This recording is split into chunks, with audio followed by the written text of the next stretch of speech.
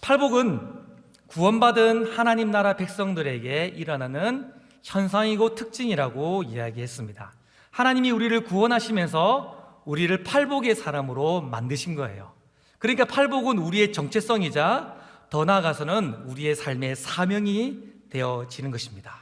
근데 그런 팔복은요, 1복부터 4복까지는 하나님을 향한 것인데, 하나님을 향하여 심령이 가난하게 되어지고, 하나님 앞에 애통하게 되어지고, 하나님의 말씀과 뜻 앞에서 온유하게 되어지고, 또 하나님의 의에 대하여 줄이고 배고픈 사람들이 되어지는 것입니다. 또 그렇게 하나님 심령이 가난하고 애통하고 온유하고 의에 줄인 자들이 또 5복부터 8복까지 이웃을 향하여서 여러 가지 현상들이 일어나게 되어지는데, 그 첫 번째가 무엇이냐면 바로 긍휼을 베푸는 삶인 것입니다. 한번 따라해 보겠습니다. 긍휼을 베푸는 삶, 시작. 그러면 긍휼이란 무엇일까요? 사전적인 의미로 보면 불쌍히 여겨서 돌보아 주는 것입니다. 와, 설교자가 진짜 친절하죠. 불쌍히 여겨 돌보아 주는 것입니다. 긍휼이란 무엇이냐면 타인을 향하여 긍휼히 여기는, 불쌍히 여기는 마음이고, 더 나아가서 그 마음을 뛰어넘어서 손과 발로 그를 실제로 도와주는 행위까지를 긍휼이라고 이야기하는 것입니다. 근데 이 긍휼이라는 이 단어가 성경에서는 자비, 또 인애, 사랑 등으로 번역되어지는데, 우리가 잘 아는 구약의 한 단어로 주로 사용되었습니다. 그 단어는 헤세드입니다. 헤세드란 단어의 가장 중요한 의미가 뭡니까? 사랑인 것이죠. 그러니까 긍휼히 타인을 불쌍히 여기고 긍휼히 여기는 마음과 태도와 삶의 모습은 무엇을 근간으로 하고 있는 것입니까? 사랑을 근간으로 하고 사랑을 지향하고 목적으로 삼고 있게 되어지는 것입니다. 긍휼이란 이런 것입니다. 여러분, 요즘은 아니지만 제가 초등학교 때, 저희 때 국민학교였는데 그 푸세식 화장실이 많이 있었습니다. 그래서 그 푸세식 화장실, 그 어떤 건지 알죠? 갈릴리 알죠? 그러니까 내용물이 오픈되어 있는 오픈식 화장실, 그 덩이 보면서 하는 그런 아주 현실적인 그런 장소 있지 않습니까? 근데 그런 게 예전에 제가 초등학교 다닐 때 많았는데, 근데 그런 초등학교에는 전설들이 다 하나씩 있습니다. 뭐 누가 빠졌다더라, 빠져서 귀신이 됐다더라, 빠져서 뭐 빨간 주지 노란 주지 달라더라, 이런 전설들이 다 있는데, 예를 들어 이런 긍휼이 이런 것입니다. 어떤 이쁜 여자아이가 백설공주처럼 흰 드레스를 입고 학교를 왔는데 화장실을 갔다가 그만 빠진 겁니다. 이건 제가 지어낸 이야기예요. 성경에는 없는 제가 지어낸 이야기인데 빠진 겁니다. 빠져가지고 이 친구가 밖에 나왔는데 온몸이 이렇게 완전히 덩치를 한 겁니다. 그러니까 막 울고 있는데 아무도 가까이 다가가지 못하는 겁니다. 사람들이 뭐라고 말합니까? 어이구 불쌍해, 안 됐어 라고 말하지만 감히 다가가지 못하는 겁니다. 이건 뭡니까? 그냥 불쌍히 여기는 거예요. 그런데 그때 한 여인이 달려옵니다. 그리고 자기의 옷을 벗어서 그 덩에 묻어있는, 아무도 가까이 하지 못하는 울고 있는 그 여자아이를 자기의 옷으로 감싸 안으면서, 울고 있는 그 여자아이를 품에 안으면서 괜찮다 이야기하는 겁니다. 누굴까요? 엄마예요. 이런 마음과 행위가 바로 오늘 성경이 말하는 긍휼이라는 것입니다. 그러나 여러분, 이런 긍휼은 본질적으로 인간에게서 절대 찾아볼 수 없는 현상입니다. 우리 인간들은요, 이런 긍휼의 마음을 품을 수도 없고 이런 긍휼을 행할 수도 없습니다. 왜 그렇습니까? 인간은 타락했기 때문입니다. 타락한 인간은 철저하게 자기의 유익을 위해 살도록 변해버렸습니다. 그래서 자기의 유익이라고 하는 목적 앞에 걸림돌이 되는 것은 다 제거해버리는 존재가 바로 인간이었습니다. 여러분, 최초의 사람인 아담 있죠? 여러분, 아담의 자손입니다. 여러분, 온 인류를 대표하는 아담이 있었는데 그 아담이 직접 놓은 아들이 있었어요. 그 아들이 누군지는 제가 꼭 묻진 않을게요. 그런데 그 아들들이 자기의 유익과 반하는 행동을 하는 또 다른 아들을 어떻게 합니까? 돌로 쳐서 죽여버립니다. 그리고 그의 아들들이 이 땅을 살아가면서 살인과 간광과 폭력을 통하여서 자기의 유익을 취했고, 자기의 유익에 방해되는 모든 것들은 제거해버렸습니다. 그래서 그런 인간들이 살아가는 삶의 세상들은 긍휼이란 조금도 찾아볼 수 없는 그 서바이벌장, 사람들에게서는 절대 국률이 찾아볼 수 없는 그런 세상이 우리가 살고 있는 세상에 도래하게 되어졌던 것입니다. 그런데 여러분, 그렇다면 국률은 어디에 있을까요? 아니, 더 정확하게 말해보면 국률은 누구에게만 있을까요? 우리 예레미야 3장 22절 말씀을 우리 같이 한번 읽어보겠습니다. 다 같이 읽어보겠습니다. 시작. 여호와의 인자와 긍휼이 무궁하심으로 우리가 진멸되지 아니함이니이다. 여러분, 제가 지금 이야기하는 말에 동의가 되시고 인정이 되시면 크게 아멘 할 수 있길 바랍니다. 하나님의 속성은 긍휼인 줄 믿습니다. 하나님 한 분만 긍휼하신 분이신 줄 믿습니다. 우리가 믿는 하나님은 긍휼하신 하나님이신 줄 믿습니다. 하나님은 긍휼하신 분이신데 그런 하나님의 긍휼에게는 특징이 있습니다. 첫 번째는 하나님의 긍휼은 공감하는 것입니다. 여러분, 심리학에서 여러분 아마 사회복지나 심리를 하시는 분이 많이 있을 것인데 감정이입이라는 게 있죠. 그게 뭡니까? 내가 불쌍히 여기고 긍휼히 여기게 될 사람의 마음과 자세와 그런 상태를 함께 느끼는 거죠. 그래서 감정이입이라고 하면 그 사람의 입장과 그 사람의 처지에서 같이 생각해 보는 것이 감정이입입니다. 그러나 이런 감정이입은 그 사람이 되는 건 아니에요. 불쌍히 여기고 긍휼히 여기게 되는 사람에 대해서 생각해 보지만 그 사람이 직접 되는 것은 아닙니다. 그러나 하나님의 긍휼은 긍휼히 여기게 될 그 사람이 되어져 버리는 것입니다. 우리 하나님은 죄로 인하여 고통받는 우리를 긍휼히 여기시기 위하여 우리와 같은 사람이 되셨습니다. 하늘의 모든 권세와 영광을 다 버리시고 하나님은 자기 자신을 다 부인하신 채 하나님 자기가 만들어 놓은 사람의 모양으로 오셨는데 그것도 종의 모양으로 오셨습니다. 하나님은 우리와 똑같이 인간됨의 모습으로 이 땅에 오셨고 우리와 똑같은 환경과 우리가 받았던 모든 고통과 문제 한가운데로 오셔서 딱 우리처럼 되셨고 그래서 우리를 공감하시는 분이시죠. 그래서 히브리서 기자는 이렇게 말하고 있는데요, 4장 15절 말씀에 보면 우리에게는 대제사장은 우리의 연약함을 동정하지 못하실 리가 아니요 모든 일에 우리와 똑같이 시험을 받으신 이로되 죄는 없으시다. 그러니까 하나님이신 예수님께서 우리와 똑같이 되셔서, 아니 우리가 되셔서 우리를 공감하신다라고 이야기합니다. 여러분, 이런 하나님 예수님의 공감은 십자가에서 극치를 이룹니다. 여러분, 예수님이 어떻게 하셨습니까? 우리의 모든 죄를 짊어지셨어요. 그리고 우리가 받아야 될 모든 하나님의 저주와 심판과 하나님의 모든 진노를 십자가에서 대신 다 받으셨습니다. 여러분, 놀라운 이야기인데요, 예수님은 십자가에서 우리가 되셨어요. 아멘? 여러분, 너무 놀라운 이야기인데 예수님은 우리가 지은 모든 죄를 짊어지시고 우리가 당해야 될 모든 죄의 진노를 십자가에서 다 받으시면서 십자가에서 예수님은 내가 되시는 것입니다.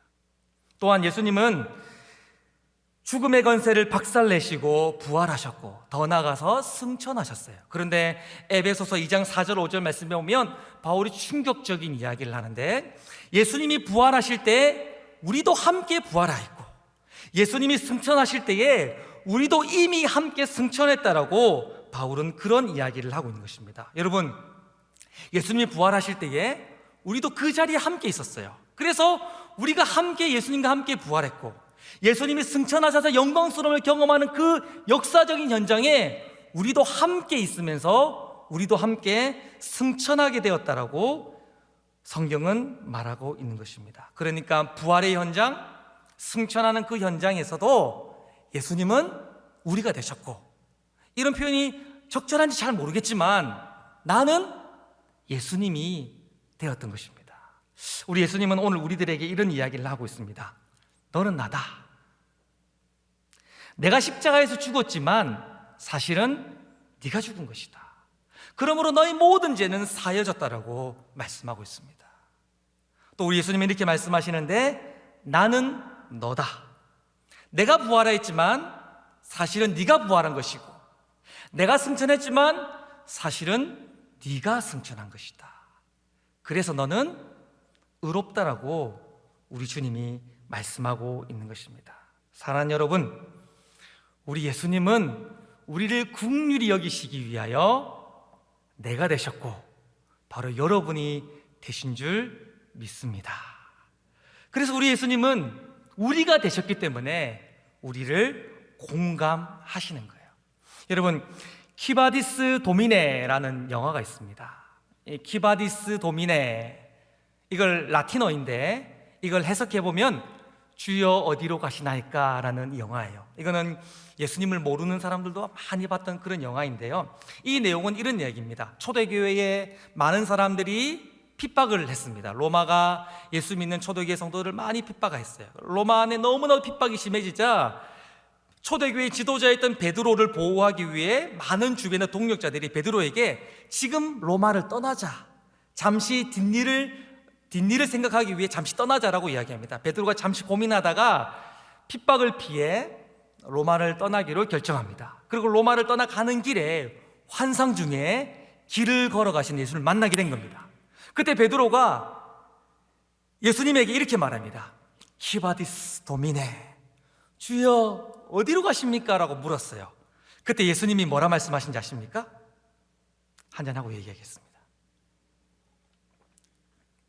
그때 우리 주님이 베드로에게 이런 이야기를 하십니다. 나는 고통당하는 로마교회 성도들에게로 간다. 나는 지금 생명의 위협을 당하고 있는, 신앙 앞에 생명을 버려야 하는 나의 백성들에게로 간다. 여러분, 우리 주님은 어떤 분이십니까? 우리가 고통당할 때, 우리가 슬픔 당할 때 우리와 함께 하시는 분이십니다. 아니요, 더 정확하게 말해보면 우리가 되셔서 우리 안에 계시면서 우리와 함께 공감하시고 우리와 함께 눈물을 흘리시며 우리의 아픔과 고통을 다 이해하시는, 우리가 되시는, 공감하시는 분이라는 것입니다. 이 하나님 예수님의 긍휼의 가장 큰 특징이 있다면 바로 긍휼히 여길 그 대상이 되셔서 바로 우리를, 그 대상을 공감하신다라는 것입니다. 두 번째, 이 하나님의 긍휼의 특징이 있는데 긍휼은 실천하는 것이라는 것입니다. 여러분, 하나님 전능하신 분이시죠? 아멘? 아멘? 여러분, 하나님은 모든 것의 기준이 되시는 분이십니다. 그러니까 하나님이 정하시면 끝이시고 하나님이 말씀하시면 그건 곧 현실이에요. 하나님은 온 우주 만물을 말씀으로 창조했습니다. 그러면 하나님이 우리를 구원하실 때에도 말씀 한마디면 구원 받을까요? 못 받을까요? 하나님이 기준이시고 하나님 전능하시기 때문에 말씀으로만 하늘 보좌에서 야 너희들 구원받아 이라고 말하는 순간 우리는 다 구원받게 되어 있어요. 그렇게 쉽게 하실 수 있는 분이시지만 하나님은 그렇게 쉬운 방법으로 우리를 구원하지 않으셨습니다.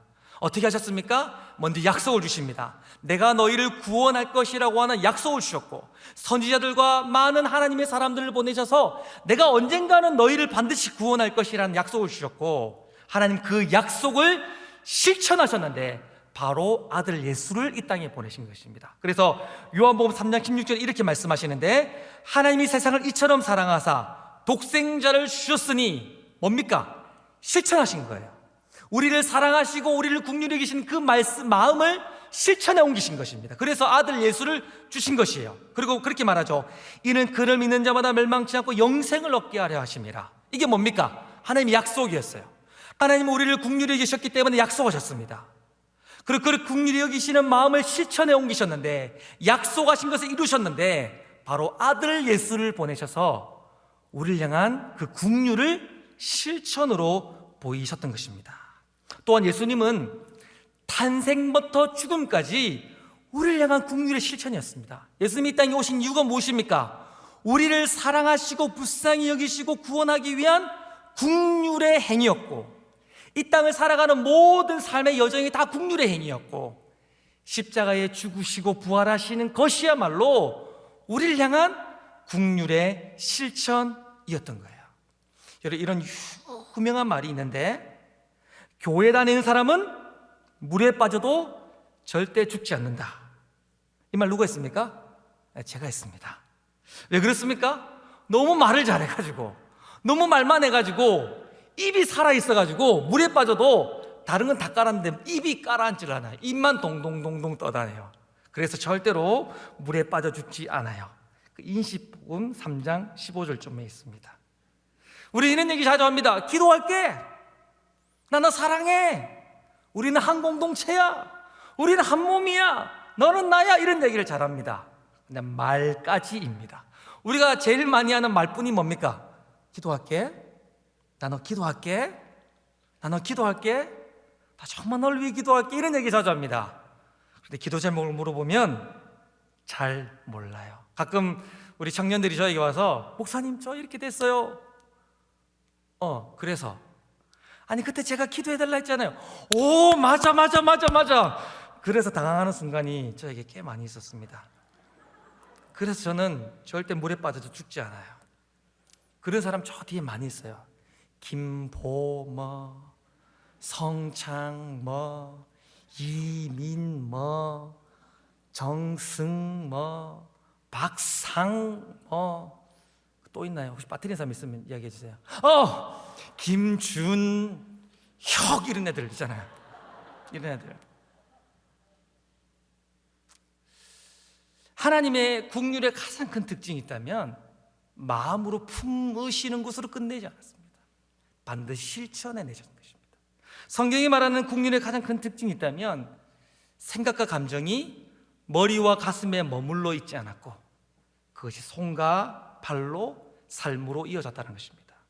여러분, 우리가 마음으로 누군가를 긍휼히 여긴 건 너무 귀한 것입니다. 누군가를 우리의 감정으로 불쌍히 여긴 건 너무 좋은 일입니다. 그러나 우리의 시간을 드리고 우리의 삶을 내어드리고 더 정확하게 말하면 우리의 지갑을 좀 열어서 실천하는 행위가 필요한 것입니다. 한번 따라해 볼까요? 긍휼은 실천이다. 시작. 세 번째로 하나님의 긍휼의 가장 큰 특징이 있다면 하나님의 긍휼은 대상을 가리지 않는 것이었습니다. 요한복음 8장에 보면 간음하다가 현장에서 잡혀온 한 여인이 있었습니다. 여러분, 우리가 이 본문을 참 대할 때에 우리가 너무 드라마나 그림을 많이 봐서 이 여인을 너무 좋게 묘사하는 경향이 있어요. 물론 있잖아요, 이 본문을 가만 연구해 보면 뭔가 계획된 함정수사와 같은 부분이 있고, 또 간음을 했다는 말은 간음한 남자가 있는데 그 간음한 남자가 성경에 등장하지 않는 걸 보니까 뭔가 숨길 만한 이유가 있을 법한 간음의 현장이 있었던 것 같아요. 그래서 우리는 많은 사람들이 이 여인을 불쌍한 여인으로 묘사하는 경향이 많이 있지만, 여러분, 분명히 이 여인은 간음한 여인입니다. 율법을 범하고 하나님의 말씀을 떠나고 돌에 맞아 죽어야 될 죄를 범한 음란한 여자가 분명합니다. 그런데 우리 예수님이 이 여인에게 찾아가셔서 이 여인에게 이렇게 이야기를 하십니다. 우리 8장 10절 말씀을 제가 한번 읽어볼게요. 예수님의 마음으로. 예수께서 일어나 여자 외에 아무것도 없는 것을 보고 이르시되. 여자요. 감정이 좀 덜 들어갔어요. 여자요, 너를 고발하던 그들이 어디 있느냐? 너를 정죄하는 자가 어디 있느냐? 그러면서 이렇게 말씀하시는데, 나도 너를 정죄하지 않는다. 그런데 여러분, 우리가 주목해 보아야 될 단어가 무엇이냐면 바로 예수님이 여인을 부르는 호칭이에요. 예수님이 여자를 어떻게 부르십니까? 여자요. 아니요, 여자요, 뭐 이렇게 부르시죠. 제가 좀 잘 안 되네요. 연습을 많이 했는데. 여러분, 이 여자여라는 이 단어는 예수님이 물로 포도주를 만드는 첫 번째 이적을 행하실 때에 예수님이 존경하고 사랑하는 그의 어머니 마리아를 부를 때 썼던 단어가 이 단어입니다. 예수님이 십자가에 달리실 때 자기의 평생을 도와주고 길러줬던 그 마리아를 향해서 십자가에 달리실 때에 마지막으로 그 마리아를 부를 때에 여자여라고 얘기했어요. 근데 그 동일한 단어를 오늘 예수님은 간음한 여인에게, 돌에 맞아 죽어야 될 음란한 여인에게 그 존귀하고 사랑스러운 여자애라는 이 단어를 동일하게 쓰고 있다는 것입니다. 예수님이 어떤 여인까지도 어떤 사람까지도 긍휼히 여기신다는 것입니까? 죄를 범한 음란한 돌에 맞아 죽어야 될 사람까지도 우리 예수님은 긍휼히 여기셨다는 것입니다. 근데 예수님의 긍휼은 끝이 없는데요, 예수님은 자기를 조롱하고 침뱉고 자기에게 채찍질했던, 그리고 자기를 십자가에 못 박았던 로마 군사들과 또 유대인들까지도 사랑하셨습니다. 누가복음 23장 34절 말씀에 보면 이런 말씀인데, 이에 예수께서 이르시되 아버지여 저들의 죄를 사하여 주옵소서. 여러분, 저들은 누굽니까? 지금 예수님에게 침뱉은 사람들입니다. 예수님을 조롱하는 사람들이 어떻게 조롱했습니까? 네가 진짜 왕이거든 십자가에서 내려와봐라, 네가 유대인의 왕이라며 왕됨을 보여봐라.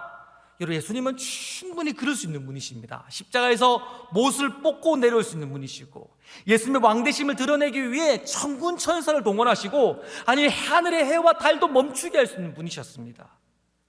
그런데 예수님은 그렇게 자기를 조롱하고 자기를 십자가에 못 박는 원수들까지도 사랑하시면서 마지막까지 그들을 위하여 긍휼의 기도를 하셨던 것이죠. 그리고 그들을 위하여 대속의 죽음까지도 당하셨던 것입니다. 여러분, 예수님의 긍휼의 대상이 어디까지입니까? 죄인들까지예요. 나를 힘들게 하는 사람들까지예요. 그리고 나의 원수들까지도 우리 예수님은 긍휼히 여기셨던 것입니다. 사실은요, 하나님이 원수까지도 긍휼히 여기지 않으셨다면, 아무 쓰잘데기도 없는, 아무 효과도 없는, 아무런 내 인생에 도움도 되지 않는 그런 사람까지도 긍휼히 여기지 않으셨다면, 저와 여러분들은 아마 하나님의 긍휼로 구원받지 못했을 것입니다. 하나님의 긍휼의 특징이 무엇입니까? 공감하시고, 또한 실천하시고, 또한 대상을 가리지 않고 모든 자에게 긍휼을 베푸셨다는 것이죠. 그런데 여러분, 마태복음 25장 34절부터 40절까지 말씀해 보면 우리의 모든 긍휼에 대한 패러다임을 바꿔놓는 충격적인 이야기를 우리 예수님이 하십니다. 자, 우리 34절 말씀을 우리 같이 한번 먼저 읽어보도록 하겠습니다. 34절 말씀 읽겠습니다. 시작. 그때에 임금이 그 오른편에 있는 자들에게 이르시되 내 아버지께 복받을 자들이여 나와 창세로부터 너희를 위하여 예비된 나라를 상속받으라. 자, 여러분, 오른편에 있는 사람, 여러분 볼펜 있으시면 한번 밑줄을 꺼놓으시면 참 좋을 것 같아요. 오른편에 있는 사람, 또 내 아버지께 복을 받은 사람, 또 예비된 하나님의 나라를 상속받을 사람, 이거 누굽니까? 맞아요, 구원받은 하나님 나라 백성들 이야기하는 것입니다. 그런데 그런 사람들이, 이렇게 구원받은 사람들이 어떤 삶을 살았다라고 우리 예수님 말씀하십니까? 35절부터 36절까지 말씀인데 제가 느낌을 살려 읽어보겠습니다. 예수님이 말씀하시는 겁니다. 너희는 내가 줄일 때에 너희가 먹을 것을 주었고, 내가 목마를 때에 너희가 마실 것을 주었고, 내가 나그네 되었을 때에 너희 나라를 영접하였고, 내가 헐벗을 때에 너희는 옷을 입혀줬고, 내가 병들었을 때에 옥에 갇혔을 때에 너희는 나를 신방하고 돌아보았다. 예수님의 증언이에요. 예수님이 한 의인에게 이렇게 말씀하시는 겁니다. 너희는 나에게 긍휼을 베풀었구나 라고 얘기하신 것입니다. 그런데 반전이 일어납니다. 이 사람이 이 예수님의 이야기를 듣고 나서 뭐라고 말씀하십니까? 자기는 그런 일을 한 적 없다고 말하는 겁니다. 37절부터 39절까지 말씀인데 이건 여러분들이 한번 읽어주시길 바랍니다. 37절부터 39절까지 말씀 시작. 이에 의인들이 대답하여 이르되 주여 우리가 어느 때에 주께서 줄이신 것을 보고 음식을 대여하였으며 목마르신 것을 보고 마시게 하였나이까? 어느 때에 나그네 되신 것을 보고 영접하였으며 헐벗으신 것을 보고 옷 입혔나이까? 어느 때에 병드신 것이나 옥에 갇히신 것을 보고 가서 배웠나이까 하리니. 여러분, 뭐죠? 예수님은 그 사람에게 너는 나에게 긍휼을 베풀었다고 얘기했는데, 이 사람은 저는 그런 일을 한 적이 없다고 이야기합니다. 누가 맞습니까? 이 사람은 나는 예수님께 그런 긍휼을 베푼 적이 없다고 얘기했는데, 예수님은 아니다, 너는 나에게 긍휼을 베풀었다라고 이야기하고 있는 것입니다. 누가 맞습니까? 누가 정답입니까? 누가 지금 맞는 이야기를 하고 있는 것입니까? 예수님은 이 모든 의문을 40절 말씀을 통하여 해결해 주십니다. 40절 같이 한번 읽어보겠습니다. 시작. 임금이 대답하여 이르시되 내가 진실로 너에게 이르노니 너희가 여기 내 형제 중에 지극히 작은 자 하나에게 한 것이 곧 내게 한 것이라. 이것이었죠. 어려움에 처해 있는, 나의 도움이 필요한, 나의 국률의 손길이 필요한 누군가를 내가 도울 때에 그 도움은 단순히 그 사람만을 도운 것이 아니라 바로 우리 예수님께 우리가 국률을 베푼 것이 된다라고 우리 예수님이 말씀하셨습니다. 다시 한번요. 우리가 누군가에게, 우리 이웃에게 국률을 베풀 때에 그 국률은 그 사람 안에만 머물러 있는 것이 아니라 바로 우리가 예수님께 국률을 베푼 것이 되어진다는 것이죠.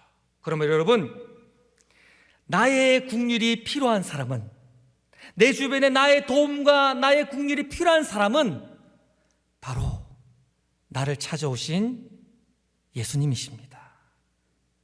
나의 도움이 필요한, 내가 도와줘야 될 그 누군가는 바로 나를 찾아오신 바로 예수님인 거예요.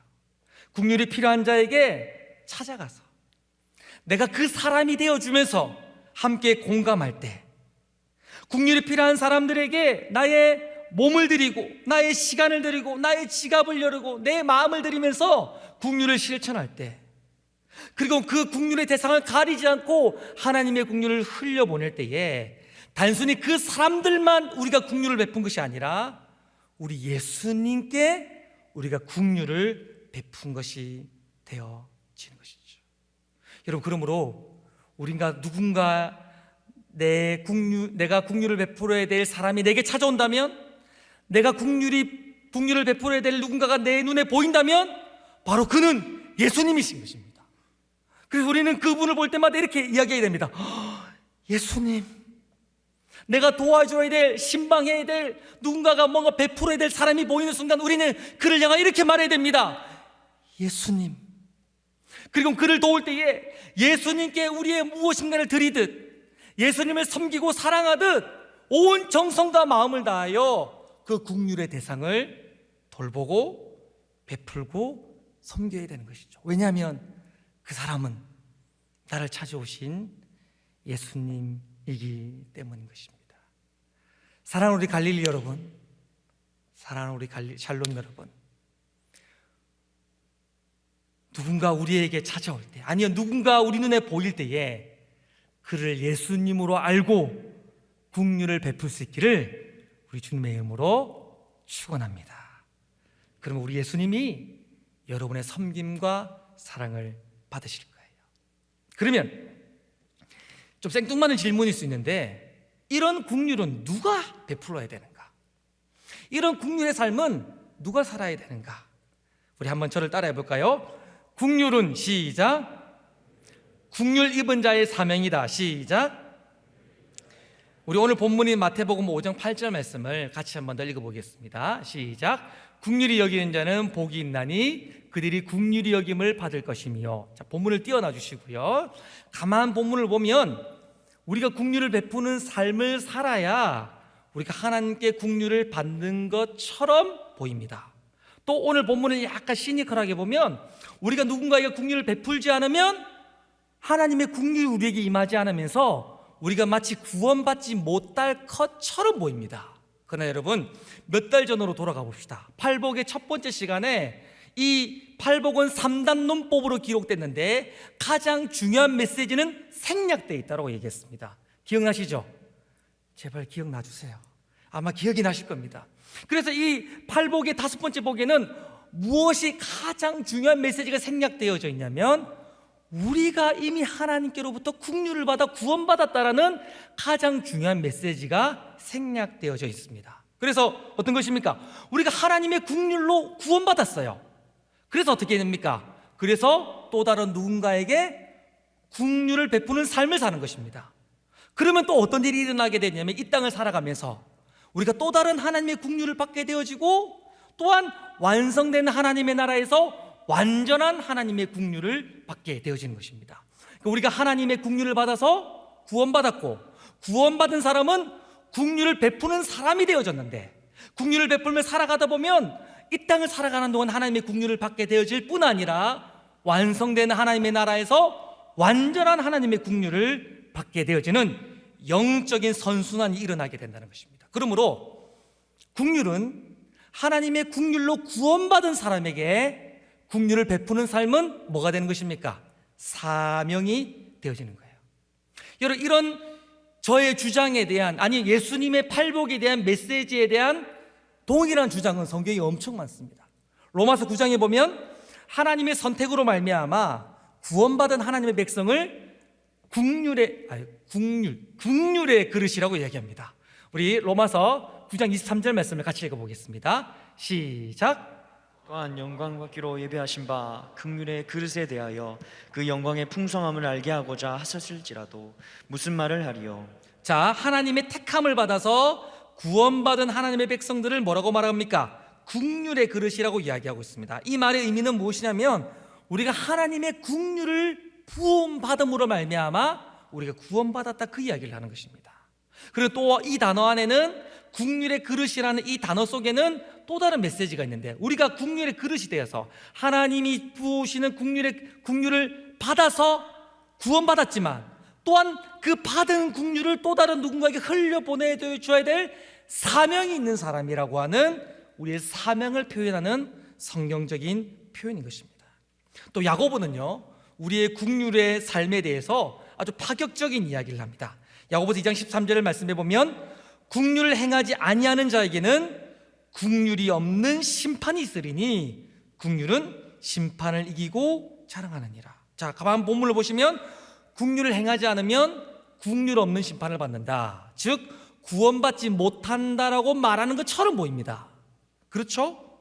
그래서 우리가 국률의 삶을 살지 않으면, 국률을 베푸는 삶을 살지 않으면 마치 우리가 구원받지 못하는 사람인 것처럼 우리를 위협하고 또 우리를 몰아붙이는 느낌들이 들어요.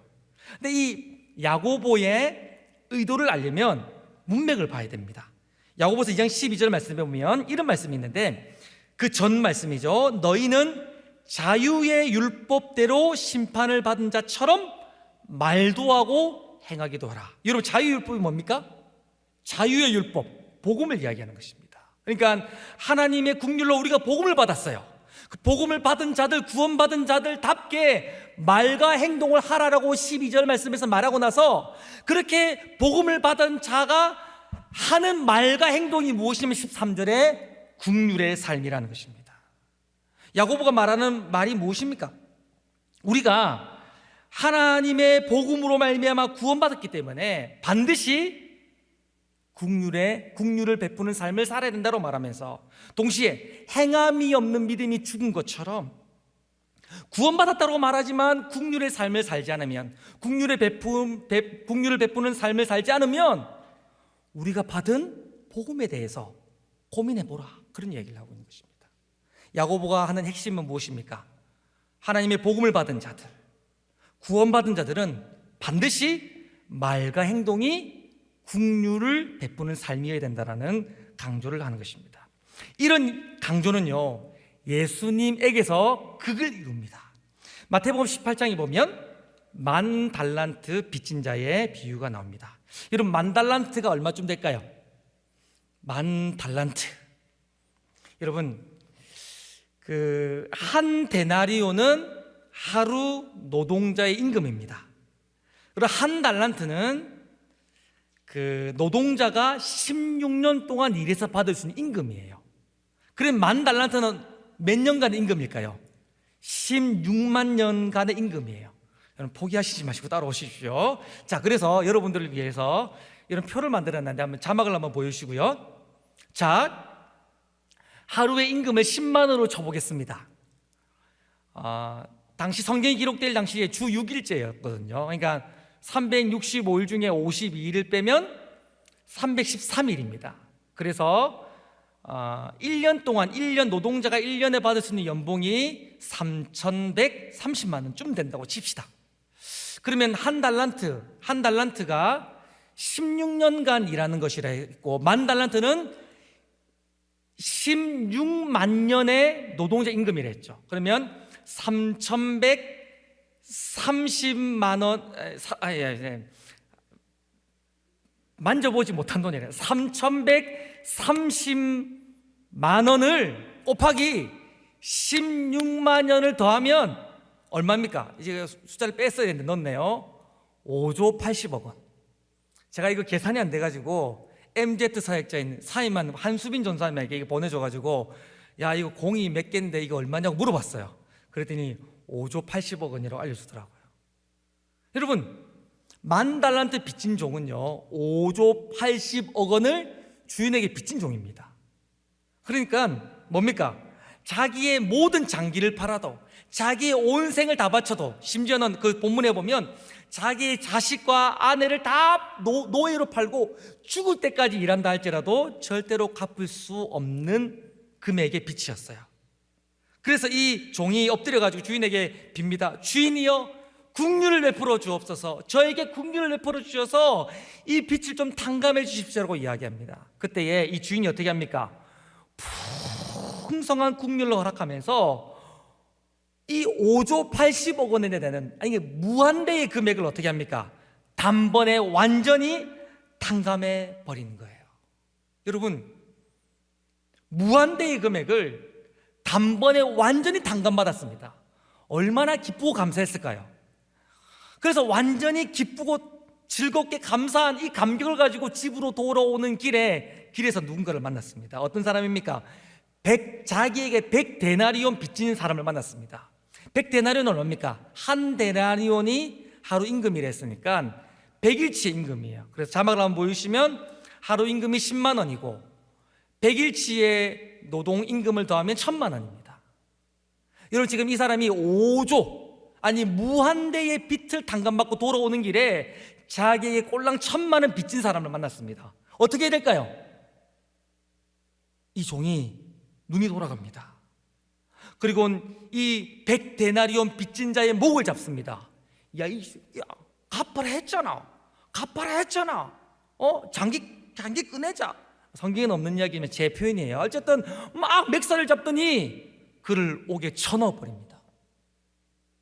아니, 방금까지 무한대의 금액을 탕감받았는데 꼴랑 100데나리온 자기에게 빚진 자에게 이 사람은 국륜을 베풀지 못하는 것입니다.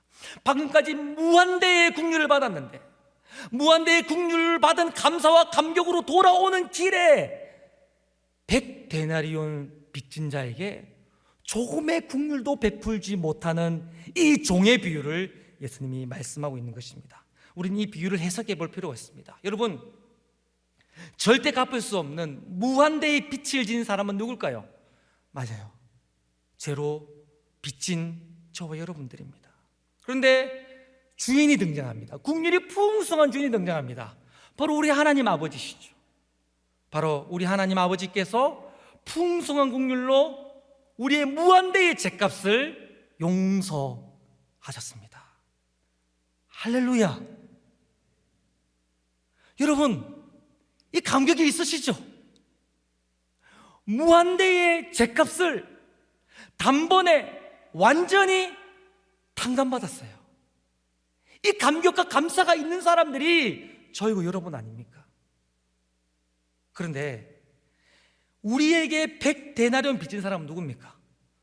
우리에게 찾아오는, 우리 눈에 보이는 사소한 우리가 도와줘야 될 우리의 국률을 필요한 누군가입니다. 지금 무한대의 국률을 받아서 그 감사와 감격을 가지고 살아야 될 우리들이 조금의 국률도 이웃에게 베풀지 못하는 이 종의 모습이 바로 우리의 모습이라고 우리 예수님이 지적하고 있는 겁니다. 그러면서 우리 예수님은 이런 요청과 이런 부탁과 이런 명령을 하고 계십니다. 우리 마태복음 18장 33절 말씀을 우리 같이 한번 읽어보겠습니다. 시작. 내가 너를 불쌍히 여김과 같이 너도 내 동료를 불쌍히 여김이 마땅하지 아니하냐 하고. 얘를 한 번 더 읽어볼까요? 이건요, 하나님이 여러분 한 사람에게, 우리 예수님이 여러분의 귓가와 마음속에 이야기하는 말씀입니다. 한 번 더 읽어보겠습니다. 시작. 내가 너를 불쌍히 여김과 같이 너도 내 동료를 불쌍히 여김이 마땅하지 아니하냐 하고. 내가 너에게 무한대의 국률을 베풀었기에 그렇게 국류를 입은 사람답게 또 다른 누군가에게 국류를 베푸는 삶을 살면 안 되겠니라고 하나님이, 우리 예수님이 요청하시고 명령하고 있는 것입니다. 여러분, 우리는 구원받는 순간, 팔복의 사람이 되는 순간 누군가에게 국류를 베풀어야 될 사명을 받은 사람입니다. 그 국류를 베푸는 저와 여러분 될 수 있기를 우리 주님의 이름으로 축원합니다.